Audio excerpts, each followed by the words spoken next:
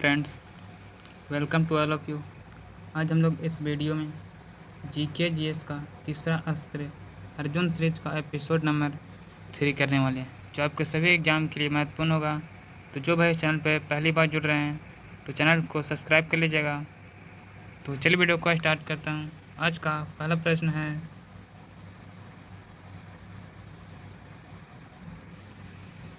GK GS से तीसरा अस्त्र अर्जुन सीरीज एपिसोड नंबर 3।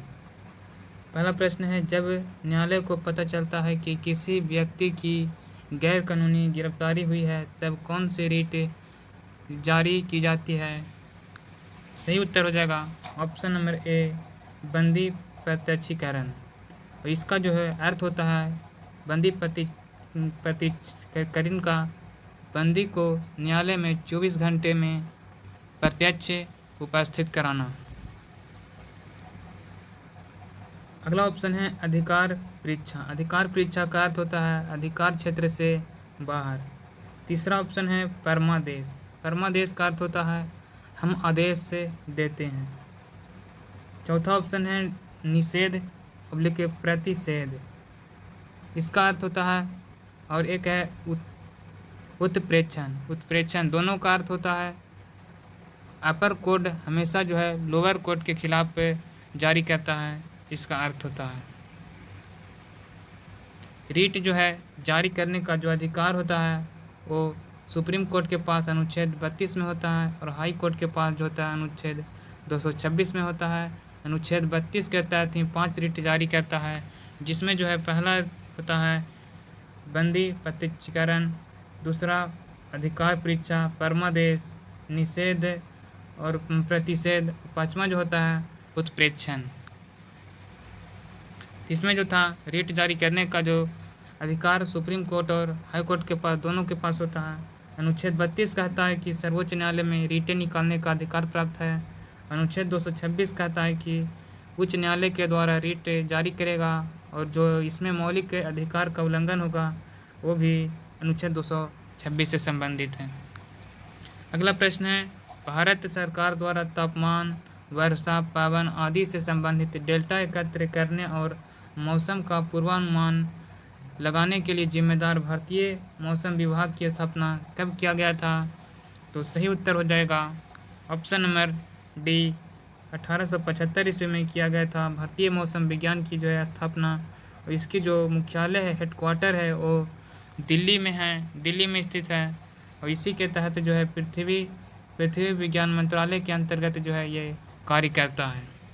पहला ऑप्शन है 1958 में जो है 1 जनवरी 1958 को DRDO की स्थापना होता है। और DRDO के जो पहले हेड थे वो दौलत कोटरी थे, और वर्तमान में हेड हैं वो समीर कामत हैं। और DRDO का जो मुख्यालय है वो दिल्ली में है। दूसरा ऑप्शन है 1861 में जो है भारतीय पुरातत्व सर्वेक्षण विभाग की स्थापना जो है कनिंघम के द्वारा किया जाता है। तीसरा ऑप्शन है 1931 में जो है PC महालनोबिस के द्वारा भारतीय सांस्कृतिक संस्थान की स्थापना होती है। अगला प्रश्न है, भारतीय संविधान के मूल कर्तव्यों को किसकी सिफारिश पर शामिल किया जाता है? तो भारतीय संविधान में जो है मूल कर्तव्यों को जो है वो सरदार सिंह स्वर्ण समिति की सिफारिश पर होती है। और इसमें जो है वो इसी के यह जो है कमेटी है, इसी कमेटी के सिफारिश पर आता है। मौलिक अधिकारों को जोड़ा जाता है। मौलिक अधिकारों को जोड़ा जाता है तो मौलिक अधिकार जो है 42वां कॉन्स्टिट्यूशनल अमेंडमेंट 1976 के तहत इसमें लागू होता है। और ये जो है मौलिक अधिकार जो है वो भाग 5 के आर्टिकल नंबर जो है 51 का ए में शामिल है। और इसमें जो है पहले था 10 मौलिक कर्तव्य इसमें शामिल था। ये जो मौलिक अधिकार जो है वो रूस के संविधान से लिया गया है। और अब वर्तमान में जो मौलिक अधिकार है वो 11 है। 11वां जो है कब जोड़ा गया था? तो 11वां जो है 86वां कॉन्स्टिट्यूशनल अमेंडमेंट 2002 के अधिनियम से जोड़ा गया था। और ये जो 11वां है वो शिक्षा से संबंधित है।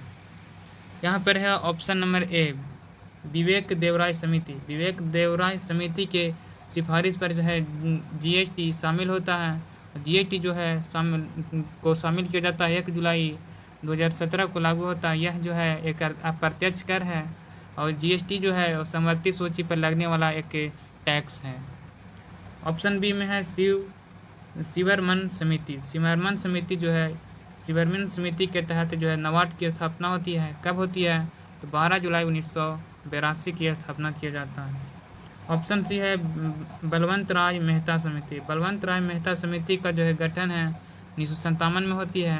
अब इसी कमेटी की जो है सिफारिश पर आता है त्रिस्तरीय पंचायत की शुरुआत होती है 2 अक्टूबर 1959 ईस्वी को नगौर से जो है इसकी त्रिस्तरीय पंचायत की शुरुआत होती है। अगला प्रश्न है 1784 में हाइड्रोजन और ऑक्सीजन के साथ अपने प्रयोग की मदद से जल की संरचना की खोज किसने की थी? सही उत्तर हो जाएगा option number B, Henry Cavendish ने हाइड्रोजन प्लस ऑक्सीजन, हाइड्रोजन और ऑक्सीजन को जो है वो मिलाकर जो है स्टू बनाने वाले की खोज हेनरी कैवेंडिश ने किए थे। और ये जो कब किए थे? 1784 ईस्वी में किए थे। ऑप्शन ए में है रोंटगन। रोंटगन जो है वो एक्सरे की खोज करते हैं। रोंटगन के द्वारा एक्सरे की खोज होती है। 1901 ईस्वी में इसको पहले भौतिकी का नोबेल पुरस्कार दिया जाता है। अगला है सोरेनसन। सोरेनसन जो है वो पीएच स्केल की खोज जो है सोरेनसन के द्वारा किया जाता है। ऑप्शन 4 में है रॉबर्ट ब्राउन। रॉबर्ट ब्राउन जो है केंद्रक की खोज रॉबर्ट ब्राउन करते हैं। अगला प्रश्न है the race of my life. The race of my life निम्नलिखित में से किस खिलाड़ी की आत्मकथा है?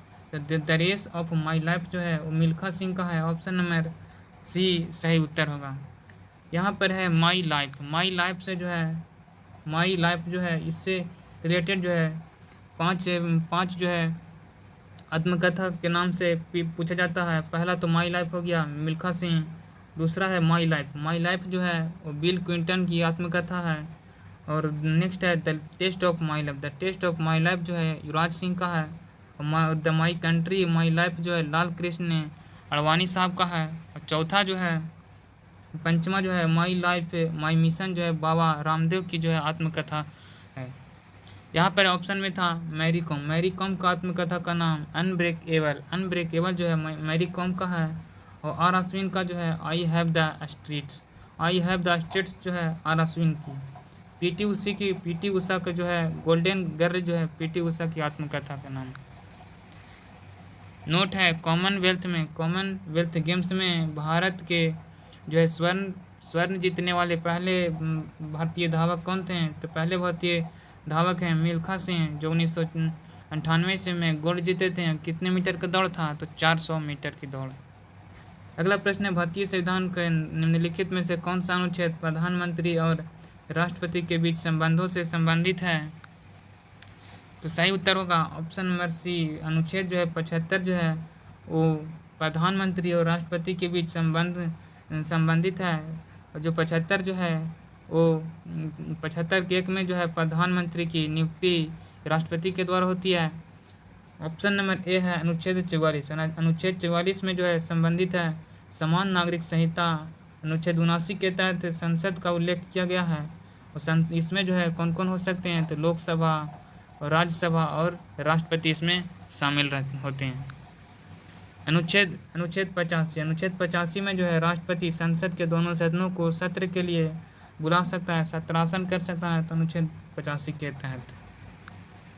अगला प्रश्न है निम्नलिखित में से कौन सा सांस्कृतिक उत्सव जो है तमिलनाडु के पर्यटन विभाग द्वारा आयोजित किया जाता है? सही उत्तर हो जाएगा ऑप्शन नंबर सी, नाट्यांजलि उत्सव जो है तमिलनाडु राज्य में मनाया जाता है। यह जो है उत्सव जो है वो तमिलनाडु के चिदम्बरम मंदिर में मनाया जाता है। यह जो महादेव का मंदिर है। ऑप्शन ए में है तानसेन महोत्सव। तानसेन महोत्सव जो है मध्य प्रदेश एमपी का जो है ग्वालियर में मनाया जाता है।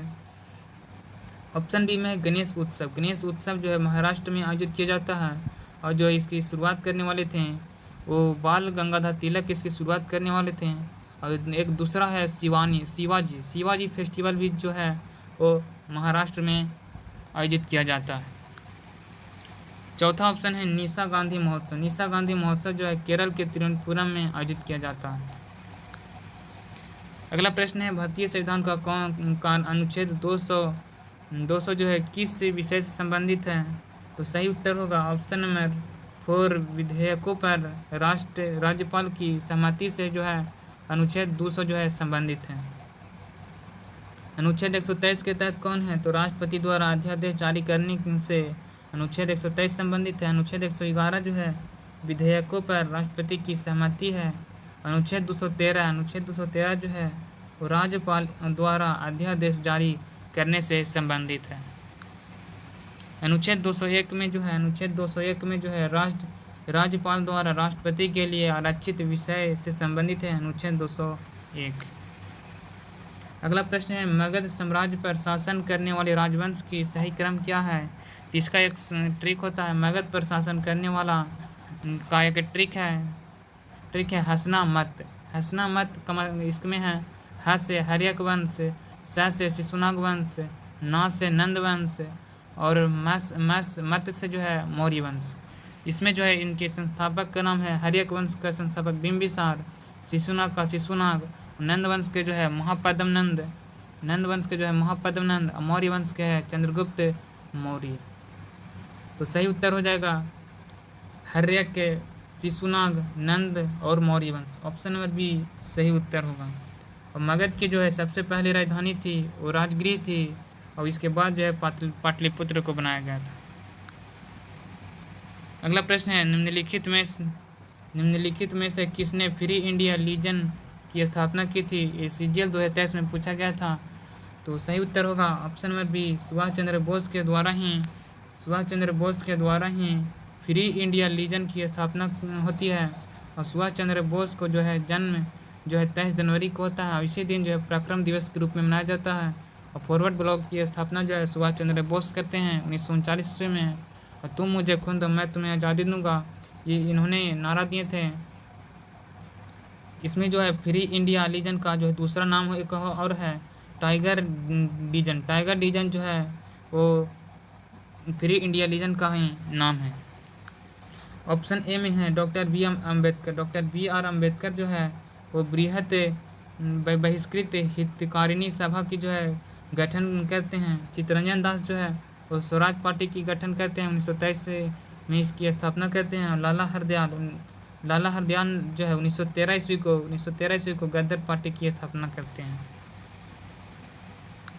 अगला प्रश्न है 2841 मीटर ऊंची पाउना पर्वत श्रेणी किस राज्य से संबंधित है? तो 2841 मीटर ऊंची पाउना पर्वत श्रेणी जो है नागालैंड से संबंधित है।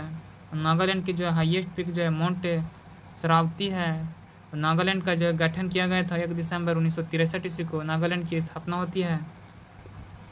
हॉर्नबिल फेस्टिवल जो है वो नागालैंड में मनाया जाता है और यह जो है फेस्टिवल जो है 10 दिनों के लिए आयोजित होती है। पहला ऑप्शन है अरुणाचल प्रदेश यानी कि नामचा वरवा जो है पर्वत वो अरुणाचल प्रदेश में स्थित है। और गारो खाची जैंतिया पर्वत जो है वो मेघालय राज्य में स्थित है। और कंचनजंगा जो है वो सिक्किम में स्थित है। अगला प्रश्न है जनजातीय जनसंख्या 2011 के आधार पर उस विकल्प की पहचान कीजिए जो निम्न राज्यों को अवरोही क्रम में व्यवस्थित करता है। ऑप्शन में है महाराष्ट्र, मध्य प्रदेश, महाराष्ट्र और उड़ीसा। तो 2011 की जनगणना के अनुसार जो है वो जनजातीय जनसंख्या थी 10.43 करोड़। विश्व में कुल जनसंख्या का जो प्रतिशत था 8.6 कुल जनसंख्या था। और इसमें जो है मैक्सिमम जनजाति था वो मध्य प्रदेश, उसके बाद जो है दूसरा नंबर पर महाराष्ट्र, तीसरा नंबर पर उड़ीसा। और परसेंटेज में पूछेगा तो परसेंटेज में था मिजोरम, परसेंटेज में सबसे अधिक था मिजोरम। और मैक्सिमम ऐसे पूछेगा तो मध्य प्रदेश, उसके बाद महाराष्ट्र और उसके बाद उड़ीसा। सही उत्तर हो जाएगा ऑप्शन नंबर 3, 1, 2 और 3। अगला प्रश्न है स्टार्च का रासायनिक परीक्षण के लिए निम्नलिखित में से किस विलयन का उपयोग किया जाता है? तो सही उत्तर हो जाएगा ऑप्शन नंबर डी, आयोडीन विलयन का प्रयोग जो है स्टार्च का रासायनिक परीक्षण करने के लिए किया जाता है। और इसी से जो है इसी परीक्षण से फूड का रंग जो है नीला काला रंग का हो जाता है। यह जो है इसमें जो है स्टार्च उपस्थित रहता है। पहला ऑप्शन है सल्फर, सल्फर बिलियन। सल्फर जो है वो रबड़ का वर्गीकरण करने के लिए इसका प्रयोग किया जाता है। ऑप्शन 2 में है ब्रोमीन। ब्रोमीन पाया जाता है कब? कमरे के तापमान पर लिक्विड अवस्था के रूप में अधातु पाया जाता है। और फ्लोरीन जो है सर्वाधिक इलेक्ट्रॉन बंधुता तत्व होता है। अगला है एकल के लिए बैडमिंटन कोर्ट की चौड़ाई कितनी होती है? तो सबसे पहले यहाँ से एक प्रश्न पूछा जाता है कि बैडमिंटन जो है जहाँ पर खेला जाता है उसको क्या कहा जाता है? तो उसको कहा जाता है कोर्ट। जहाँ खेला जाता है उस जगह को कहा जाता है कोर्ट। तो जो है बैडमिंटन जो पिच होती है उसकी लंबाई होती है 44 फुट, यानी कि इसका मीटर में होगा 13.4 मीटर। चौड़ाई जो होता है 5.18 मीटर और 17 फुट इसको कह सकते हैं। इसमें पूछा गया था चौड़ाई कितनी है, तो सही उत्तर हो जाएगा ऑप्शन नंबर फर्स्ट है 5.18 मीटर। और इसमें जो है बैडमिंटन में इसके प्रमुख खिलाड़ी का नाम कौन कौन है? बैडमिंटन में जो है प्रमुख खिलाड़ी का नाम है प्रकाश पादुकोण, पुलेला गोपीचंद, साइना नेहवाल, पीवी सिंधु, किदाम्बी श्रीकांत, सात्विक और चिराग। और जो बैडमिंटन खेल से संबंधित कुछ कप हैं उनके नाम है उबेर कप जो है फीमेल के लिए दिया जाता है। और दूसरा है थॉमस कप जो है मेल के लिए दिया जाता है। और नारंग कप और अमृत दीवान कप जो है वो बैडमिंटन खेल में दिया जाता है। अगला प्रश्न और लास्ट प्रश्न है TN कृष्णन, रागिनी शंकर, नंदिनी शंकर और MS गोपाल कृष्णन जो है किस संगीत वाद्य यंत्र से जुड़े हुए हैं? तो सही उत्तर हो जाएगा वायलिन वादक हैं TN Krishnan, Ragini Shankar, Nandini Shankar, MS Gopal Krishnan. Option में है पहला ऑप्शन है शहनाई। शहनाई में कौन है? शहनाई में सबसे प्रसिद्ध है बिस्मिल्लाह खां 2001 में। और तबला जो है वादक कौन है? जाकिर हुसैन, पंडित किशन महाराज और लतीफ़ खां। वीणा वादक कौन कौन है? वीणा वादक जो है S बालचंद्रन और विश्व मोहन भट्ट जो है वीणा वादक है। तो मैंने इस वीडियो में अर्जुन सीरीज का एपिसोड नंबर 3 किया। वीडियो पसंद आया होगा तो वीडियो को लाइक कर दीजिएगा और चैनल को जो है सब्सक्राइब कर लीजिएगा। मिलते हैं अगले वीडियो के साथ। जय हिंद।